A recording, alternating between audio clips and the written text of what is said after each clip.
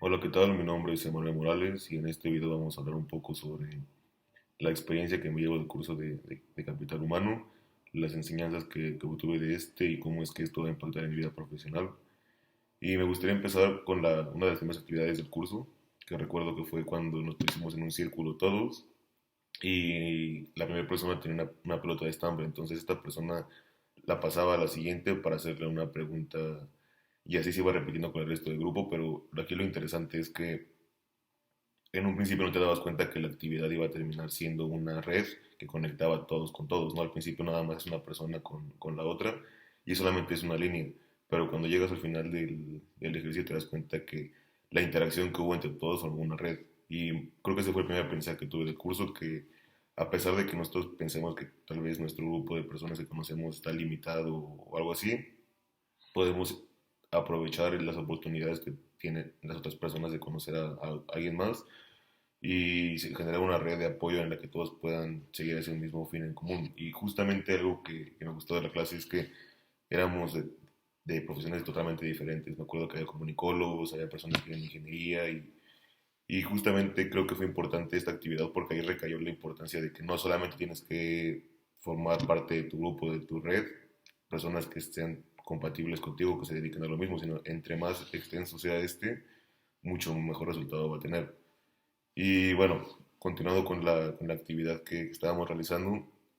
tuvimos que salirnos del salón y volver a entrar, ¿no? Y ahí me pareció bastante interesante que al principio nadie sabía muy bien cómo, o sea, quién salir primero, o si salían primero los de la derecha, los de la izquierda, el que tenía el final de la bola o el principio. Entonces fue muy interesante ver cómo algunas personas se propusieron como líderes del grupo y fueron quienes empezaron a decir lo que les parece mejor, bueno, a proponer primero que nada, a proponer qué les parece si cada quien se va para esta parte, se va para la otra, y los demás como creyeron que fue una buena idea, siguieron estas indicaciones y pues bueno, tuvimos un par de tropiezos porque éramos muchas personas, pero al final logramos salir del salón, nos reunimos ahí y la verdad yo pensé que no lo íbamos a lograr porque pues éramos básicamente 20 personas intentando salir por una puerta y conectados por un hilo, ¿no? Entonces a través de hacer maniobras y eso logramos salir y una vez afuera fue como, ah, ok, ya el acomodo inicial que teníamos allá de un círculo ya cambió totalmente, ya no es un círculo, ya ahora es como, ya ni siquiera un óvalo, no tiene una forma, entonces podemos ver que esta red va cambiando y va evolucionando a través del tiempo y lo que se me hizo más curioso de todo esto es que cuando regresamos al salón, yo pensé que el círculo se iba a mantener exactamente igual como estaba antes, pero no, ya había personas que habían cambiado de lugar y eso. Y creo que formaba parte de una reflexión bastante importante que no tenemos que seguir sobre el mismo rumbo siempre, sino que podemos ver otras vertientes que existen en otro tipo de oportunidades, en otro tipo de industrias. Y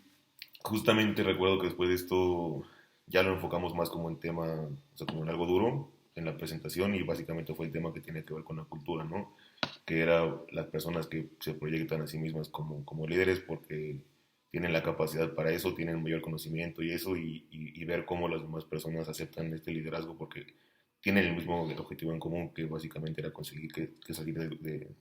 del salón, ¿no? Pero me hizo preguntarme qué hubiera pasado si no hubieran salido bien las cosas, porque la primera persona que lo intentó hacer no tuvo tanto éxito, o sea, como que al final, a la mitad, hubo una persona que se propuso como nuevo líder y fue que ya logramos saber el objetivo, entonces también el hecho de tener la capacidad de entender que tal vez lo que se está haciendo en este momento no es lo mejor para el grupo y tener que apartarte de esto para que lleguen nuevas personas y puedan hacer un trabajo que tal vez sea mejor, no porque son mejores que tú ni nada, sino porque tienen un mayor entendimiento o pudieron ver una situación que tú no viste, me parece bastante importante y que este tipo de humildad se mantenga en la cultura de una organización, porque el trabajo en equipo, que es otro de los temas más importantes que vimos, creo que en el trabajo en equipo en empresas en las que trabajan personas ya, o sea, que llevan mucho tiempo en su vida laboral, se genera como este tipo de cosas de una versión al cambio, o sea, no quieren que las cosas cambien de como estaban antes a como estaban ahora, o personas, o sea, no esperan que personas de nuestra edad o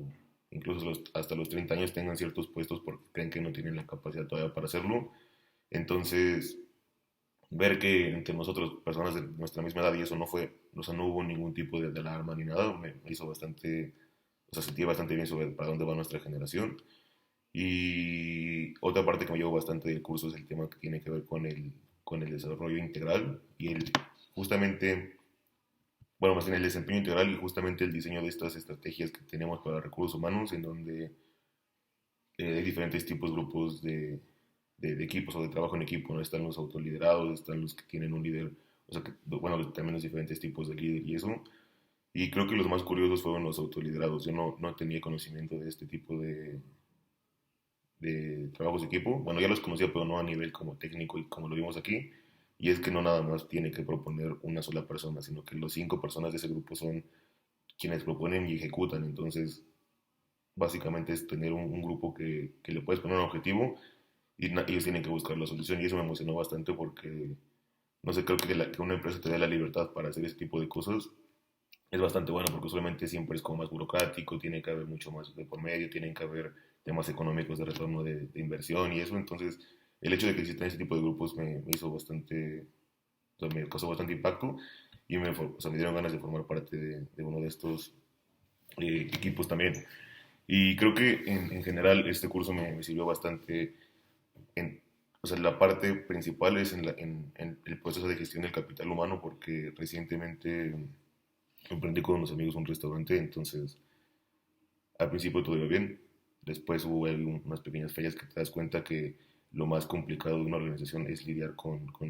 las demás personas porque son mundos diferentes, tienen prioridades diferentes y te das cuenta que a pesar de que posiblemente el objetivo sea el mismo,